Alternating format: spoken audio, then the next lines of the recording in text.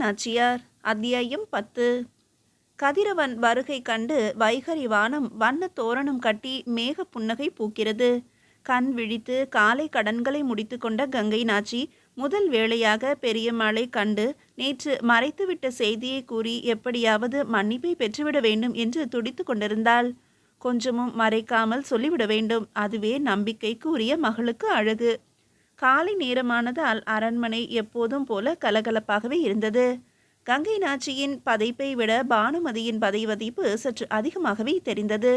இரவு பெரிய மகாராணி ருத்ரபதி அம்மாள் சிறை கோட்டம் நோக்கி சென்ற செய்தி கேட்டது முதல் அவளுக்கு தூக்கம் இங்கே வந்தது. எங்கே ஏதேனும் பலவீனப்பட்டு செய்தி வெளியாகி மன்னர் திருமலை பூபதியின் காதுகளுக்கு சென்றுவிடுமோ என்கின்ற ஒரு பொறுப்பு நிறைந்த பயத்தால் பதைத்து கொண்டிருந்தாள். தன்னை பற்றிய செய்தி பரவினால் கூட கவலையில்லை. பானுமதி என்பவள் 10ஓடு 11 மாதிரி. பெரிய மகாராணியார் அவ்வாறல்லவே. நாயக்க ஆட்சியை தனது முந்தானையில் முடித்து கொண்டு காத்து வருகிறவள்.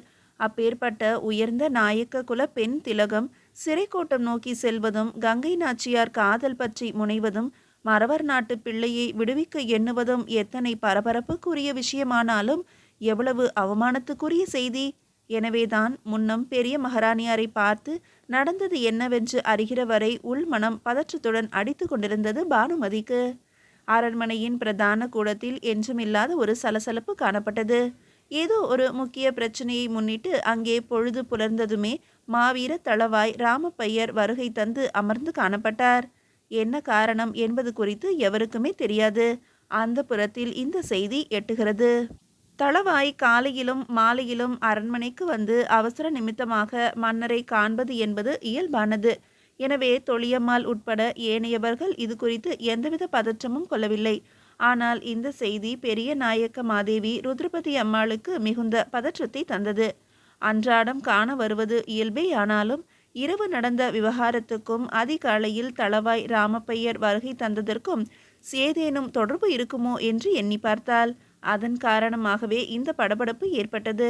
அத்துடன் சற்றைக்கெல்லாம் அந்த அம்மாளை காண அவசர அவசரமாக அறைக்குள் நுழைந்தாள் பானுமதி. பானுமதியை கண்டதும் பெரிய மகாராணிக்கு தூக்கி வாரி போட்டது. இவள் ஏன் இத்தனை காலையில் அவசர அவசரமாக அறைக்குள் நுழைந்து கொண்டிருக்கிறாள்? தளவாய் ராமப்பையரின் வருகை குறித்து ஏதேனும் சொல்ல வந்தாளோ? நாம் நினைத்தது போலவே இரவு நடந்த விஷயம் தளவாய்க்கு தெரிந்து விட்டதோ? என்ன பானுமதி? ஒன்றுமில்லையக்கா, அரண்மனையில் தளவாய் வந்து காத்து கொண்டிருக்கிறாராம். நானும் தான் கேள்விப்பட்டேன். ஏன் வந்திருக்கிறார் என்கின்ற செய்தி உனக்கு ஏதேனும் தெரியுமா? ஏன் வந்திருக்கிறார் என்ற செய்தியை உங்களிடம் அறியத்தானே அக்கா நான் ஓடோடி வந்தேன். நமது செய்தி அவருக்கு ஏதேனும் எட்டி இருக்குமோ? பயப்படுகிறேன் அக்கா. ஓ, இவ்வளவுதானா? மெல்ல பெருமூச்சு விட்டு கொண்டாள் ருத்ரபதி தேவியார். தனக்குள்ளும் இவ்வாறான ஒரு பதற்றம் கரைபுரண்டு கொண்டிருக்கிறது என்பதை வெளியில் காட்டிக்கொள்ளாது போலியாக ஒரு புன்முறுவலை உதிர்த்தாள். ஆனால் இவளுக்கும் ஒரு பதற்றம் கண்டிருக்கிறதே என்று எண்ணி மனதை பாராட்டி கொண்டதோடு பெருமை கொள்ளவும் செய்தாள். அவ்வாறு தளவாய்க்கு தெரிந்துவிட்டால் பானுமதியின் தலை ஒன்றும் உருண்டுவிடப் போவதில்லை. 198இல் இவளும் ஒருத்தி. உருளக்கூடிய தலைகள் தனதும் மகள் கங்கை நாச்சியாருடையதும் தாம். என்னக்கா மௌனமாக இருக்கிறீர்களே? மீண்டும் கேட்டாள் பானுமதி. தளவாய் அரண்மனைக்கு அரசியல் காரணமாக காலையில் வருவது இயல்புதானே? இயல்புதானே என்று இப்போது இருக்க முடியவில்லை அக்கா.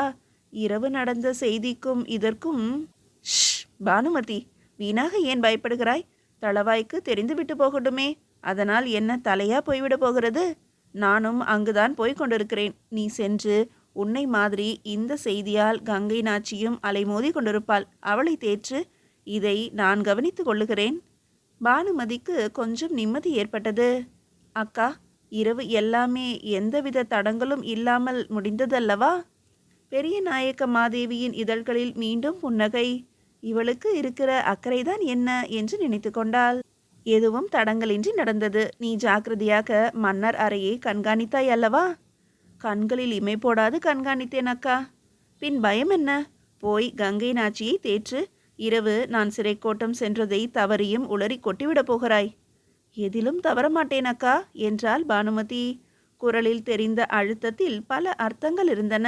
பானுமதி பிறகு சொல்லிக்கொண்டு புறப்பட்டாள். விரைந்து அலங்காரங்களை முடித்துக்கொண்டு பெரிய நாயக்க மாதேவியும் அரண்மனைக்கு நாடி சென்றாள். அரண்மனை கூடத்தில் மதுரை மன்னர் திருமலை நாயக்கர் வருகை புரிந்திருந்தார். அவருடன் பேரமைச்சர் நீலகண்ட தீட்சிதரும் அமர்ந்து காணப்பட்டார். அது ஒன்றும் அரசியல் இரகசியமிக்க கூட்டமில்லை என்பது இருக்கின்ற காவல் பலத்தை வைத்து புரிந்து கொண்ட வண்ணம் உள்ளே பிரவேசித்தால் பெரிய நாயக்க மாதேவி. பெரிய மகாராணியாரை கண்டதும் அமைச்சர் நீலகண்ட தீட்சிதரும் ராமப்பையரும் எழுந்து வணங்கி மீண்டும் இருக்கையில் அமர்ந்தனர். அந்த செய்கைகளின் மூலம் நாம் அனாவசியமாக அதிர்ந்துதான் போனோம். இரவு நடந்த நிகழ்ச்சி குறித்த கூட்டம் அல்ல இது என்பது தெளிவாக அவளுக்கு புரிந்தது. ஓ, எவ்வளவுக்கு பயந்து போனோம்! உள்ளுக்குள் நெட்ட நெடிய பெருமூச்சு பறிகிறது. சின்ன நாயக்க மாதேவி தொலியம்மாள் இம்மாதிரியான அரசியல் காரியங்களில் தலையிடுவது கிடையாது. அவளுக்கு இது புரியாதது மட்டுமல்ல, தேவையற்றதும் கூட. ஏதேனும் இந்த தமிழகத்துக்கு செல்வத்தை கொட்டி நலங்கள் செய்கிற போது மட்டும்தான் கூச்சல் போடுவாள். மற்றபடி அந்த புறத்துக்கு மட்டும் அவள் ஒரு வலுவான காரணகர்த்தா. அந்த விஷயத்தில் பெரிய நாயக்க மாதேவி பல படிகள் என்ன, பல காதங்கள் பின்னேதான். படுக்கை அரசியலில் தொலியம்மாளே பெரிய மகாராணியார். அவளுக்கு அடுத்தபடிதான் பானுமதி. மதுரை மன்னர் ஏதோ ஆரம்பித்து அது குறித்து அமைச்சரும் தளவாயும் ஆலோசனையில் மூழ்கி கிடக்கிறார்கள் என்பது அங்கு நிலவிய அமைதியிலிருந்து புரிந்து கொண்டால் பெரிய நாயக்க மாதேவி. என்ன நடந்தது என்று இப்படி ஆளுக்கொரு பக்கமாக ஆலோசனையில் மூழ்கி காணப்படுகிறீர்கள் என்று ஆரம்பித்தால் ருத்ரபதி அம்மாள். மன்னர் திருமலை நாயக்கரே பதில் சொன்னார். ருத்ராபதி, நமது தளவாய் பிறந்த ஊர் கூத்தியார் குண்டு என்பது உனக்கு தெரிந்ததே. அது என்ன கூத்தியார் குண்டு? ஒன்று கூத்தியார் கூண்டு என்று இருக்க வேண்டும், அல்லது கூத்தியார் தொண்டு என்று இருக்க வேண்டும். குண்டு என்ன குண்டு? பெரிய நாயக்க மாதேவி கலகலவென்று சிரித்துவிட்டாள். திருமலை நாயக்கர் இப்படி சமயத்தில் நகைச்சுவையாக ஏதேனும் குண்டை தூக்கி போட்டு சிரிக்க வைத்து விடுவார். ராமப்பையரின் முகம் கோணியது. அமைச்சர் நீலகண்ட தீட்சிதர் அவ்வாறு சிரித்துவிட முடியுமா? அவர் சிரிப்பை அரும்பாடுபட்டு அடக்கி கொண்டார். சரி, இப்போது அதற்கென்ன பிரச்சனை என்றாள் ருத்ரபதி தேவி. ஒன்றுமில்லை. ஏதோ மீதி இடமெல்லாம் அசல் மனைவி குண்டு என்பது போலவும் இது என்னவோ கூத்தியார் குண்டு என்பது போலவும் ஏன் இருக்க வேண்டும்? பொதுவாக சதுர்வேதி மங்கலம் என்ற பெயரை வைத்து விடலாமே என்று நான் இட்ட ஆணைக்கு மறுப்பு தெரிவிக்கிறார் நமது தளவாய். இதில் மறுப்பு தெரிவிக்க என்ன இருக்கிறது? அங்கே வாழ்பவர்கள் அனைவரும் பிராமணர்கள். அதற்கு எப்படி கூத்தியார் குண்டு என்று பெயர் எக்காரணம் பற்றி வந்ததோ நாம் அறியோம். கேட்க அசிங்கமாக இருக்கிறது என்று பெயர் மாற்றியது சரிதான். 4 வேதங்களை முழங்கும் பிராமணர்கள் வாழும் ஊருக்கு சதுர்வேதி மங்கலம் என்கின்ற பெயர் பொருத்தத்திலும் பொருத்தம். மகாராணி பேச்சுக்கு ஏதேனும் ஆட்சேபனை உண்டா ராமப்பையரே என்று திருமலை நாயக்க மன்னர் கேட்டார். தளவாய் ராமப்பையரும், ஆட்சேபிக்க முடியுமா மன்னர் பிரானே? உங்கள் பேச்சையும் நான் தட்டி கழிக்கவில்லையே. நான் மறுத்த பிரச்சனையே வேறு. நீங்கள் நகைச்சுவைக்காக இந்த பிரச்சனையை முன்வைத்து ஒரு கலகலப்பு ஏற்படுத்தி பின்னர் எனது பிரச்சனையையும் தொடங்க இருக்கிறீர்கள் என்பதும் எனக்கு தெரியும் என்றார். அது என்ன உங்கள் பிரச்சனை தளவாய் ஐயரே என்றாள் ருத்ரபதி தேவியார். இப்போது அதுவரை பேசாதிருந்த அமைச்சர் நீலகண்ட தீட்சிதர் எடுத்து விளக்கினார். தேவியாரே, இந்த சதுர்வேதி மங்கலத்தில் நமது தளவாய் ஒரு சிவன் கோவில் கட்டியிருக்கிறார். பின் குறிப்பு: தற்போது அந்த கோயில் மதுரைக்கு அடுத்து 7 கல் தொலைவில் உள்ளது. ஆமாம், தெரியுமே என்றார் பெரிய நாயக்க மாதேவி. அந்த கோயிலில் நமது மன்னர் பெருமாளின் திருவுருவச் சிலை வைக்க வேண்டும் என்று தளவாய் உத்தரவு கேட்கிறார். மன்னர் பெருமானோ அது தேவையில்லை, அந்த சிவன் கோவிலில் நமது தளவாயின் திருவுருவச் சிலை இருப்பதே சால பொருத்தம் என்று கூறுகிறார். இதுதான் பிரச்சனை. குழந்தைகள் விளையாட்டு மாதிரி இருக்கிறதே இந்த பிரச்சனை. ஏதோ சேது நாட்டிலிருந்து யுத்தம் முளைத்திருக்கிறது. அதற்கு மன்னர் தலைமை தாங்குவதா தளவாய் தலைமை தாங்குவதா என்கின்ற மாதிரியான பிரச்சனையாக இருக்கும் என்றல்லவோ நான் எதிர்பார்த்தேன். பெரிய நாயக்க மாதேவி ருத்ரபதி அம்மாள் இவ்வாறு கூடி முடித்ததும் சற்றே கூர்ந்து நோக்கினார் மன்னர் திருமலை நாயக்கர். தேவி, நீ ஒரு புதிய குண்டை உற்பத்தி செய்கிறாய். சேது நாட்டிலிருந்து யுத்தம் முளைக்கும் என்று நீ எதிர்பார்க்கிறாயா? ஆமாம், நிச்சயம் முளைக்கும். அது எப்படி சொல்கிறாய் தேவி? இப்போது ஏன் இந்த பிரச்சனை? சிலை பிரச்சனை முடியட்டுமே. சில கணங்கள் அமைதி. பெரிய நாயக்க மாதேவி ருத்ரபதி அம்மாள் சமயம் உணர்ந்து ஒரு அரசியல் குண்டை தூக்கி போட்டது ஒரு ராஜதந்திரமிக்க செயல் போல தென்பட்டது. ருத்ரபதி அம்மாளே மீண்டும் பேச்சை ஆரம்பித்தார். அமைச்சரே, இந்த பிரச்சனைக்கு நீங்களே முடிவு கூறலாமே.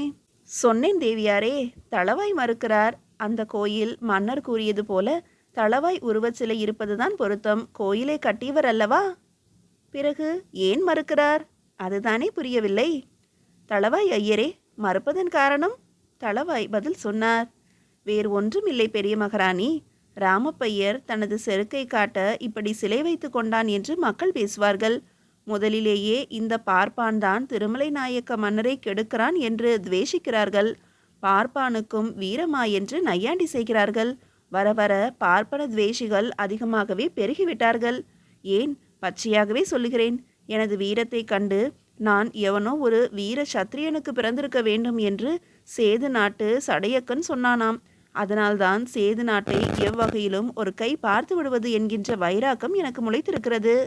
ஓஹோ, அதன் காரணமாகத்தான் பாவம் அந்த அப்பாவி பிள்ளை நாராயணதேவனை சிறையில் அடைத்து இரட்டை பூட்டு போட்டிருக்கிறீர்களோ? பேச்சின் திசை மாறவே தளவாய் ராமப்பையர் முகம் சுருங்கியது. ஏதோ கேட்க வேண்டும் போல தோன்றியது. கேட்டுவிட்டேன். பரவாயில்லை ஐயரே. மக்கள் எதுவும் பேசுவார்கள். நாயக்கர் வம்சத்தை பற்றி ஆரம்பத்தில் என்னென்ன பேசினார்கள். இப்போது மட்டும் நமது மன்னரை பற்றி பேசாமலா இருக்கிறார்கள்? தமிழர்களை ஏமாற்றி வடுக வம்சம் குடியேறிவிட்டது என்றுதானே பேசுகிறார்கள். இந்த தமிழர்களை யார் கோட்டை விட சொன்னது? அதுபோலத்தான் உங்களையும் பேசுகிறார்கள். பேசுபவர்கள் பேசிக்கொண்டுதான் இருப்பார்கள். எதுவும் பேசுவார்கள், எதற்கும் பேசுவார்கள். பேசிக்கொண்டே இருக்கட்டும். நாம் காதுகளை இவற்றுக்கெல்லாம் பயன்படுத்தக்கூடாது. சிவன் கோயில் சிலை பற்றிய பிரச்சனைக்கு நானே ஒரு நல்ல முடிவு கூறுகிறேன். கோயிலில் மன்னர் சிலையும் இருக்கட்டும், உங்கள் சிலையும் இருக்கட்டும். என்ன சொல்லுகிறீர்கள் என்று கேட்டால் பெரிய நாயக்க மாதேவி. நல்ல யோசனை, மிக நல்ல யோசனை என்று கூறி வரவேற்றார் அமைச்சர் நீலகண்ட தீட்சிதர். மன்னர் திருமலை நாயக்கருக்கும் வேறு வழியின்றி ஒப்புக்கொண்டார். மன்னரே ஒப்புக்கொண்ட பிறகு தளவாய் ராமப்பையரும் அரை மனதுடன் ஒப்புக்கொண்டார். அந்த பிரச்சனை அத்துடன் முடிந்துவிடவே திருமலை நாயக்க மன்னர் இப்போது வேறு பிரச்சனை ஒன்றை தூக்கி போட்டார். தேவி, சேது நாட்டு யுத்தம் வரும் என்று சொன்னாயே, எந்த யூகத்தின் அடிப்படையில் இவ்வாறு கூறினாய்? பெரிய நாயக்க மாதேவி ருத்ரபதி அம்மாள், இதற்கு ஒரு யூகம் தேவையா அரசே? நமது தளவாய் ஐயரின் சொற்களே மெய்ப்பித்து விட்டனவே என்று கூறி நிறுத்தி தளவாய் ராமப்பையரை கூர்ந்து கவனித்து பரிசீலித்தாள். தளவாய் ராமப்பையர் அவமானத்தின் காரணமாக வெறி கொண்டு கூறினார். நீங்களும் உங்கள் மகளை காப்பாற்றி வந்ததை அவமானமாக கருதித்தானே நாராயணதேவனை சிறையில் வைத்திருக்கிறீர்கள். ஒரு இளவரசனை சிறையில் வைத்தால் உங்களுக்கு ஏற்பட்ட அவமான வெறி அவர்களுக்கும் ஏற்படலாம் தானே? அதனால்தான் என்னால் யூகிக்க முடிந்தது. வெறி கொண்ட வேங்கை போல கர்ஜித்தார். அப்படி யுத்தம் வந்தால் வரட்டும், சேது நாட்டையே நான் தீக்கிரையாக்குகிறேன். இவ்வாறு சூள் உரைத்து எழுந்து கொண்டார் தளவாய் ராமப்பையர். அவரது கண்களில் அக்னி ஜுவாலைகள். இதற்கே இந்த அக்னி ஜுவாலைகள் என்றால், இன்றைக்கு 3ஆம் நாள் காலை நாராயணதேவனும் வேலுத்துறையும் தப்பி சென்ற செய்தி கிடைத்த போது தளவாய் ராமப்பையர் எரிமலை ராமப்பையராக மாறப்போகிறார் என்று நினைத்து பார்த்தால் மதுரை இளவரசி கங்கை நாச்சி, அவளிடம் பெரிய நாயக்க மாதேவி ருத்ரபதி அம்மாள் முன்னாள் இரவு சிறைக்கோட்டம் சென்று திரும்பிய செய்தியையும் நடக்கப் போகின்ற செய்தியையும் கூறி தேற்றி இருந்தாள்.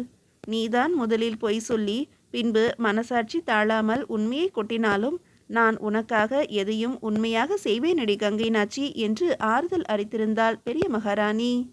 ஒரு கால் உனது காதல் நிறைவேறாது என்று பரிபூரணமாக தெரிய வருமேயானால் நானே உன்னை ரகசியமாக சேது நாடு நோக்கி அனுப்பி வைப்பேன் என்றும் வாக்குறுதி தந்திருந்தாள். பெரியம்மா மீது கங்கை நாச்சிக்கு பெரிதான நம்பிக்கை இதழ் விரித்திருந்தது. அதனால்தான் எரிமலை ராமப்பையரை அவளால் எண்ணி பார்க்கவும் முடிந்தது. மீதியை அடுத்த அத்தியாயத்தில் காணலாம்.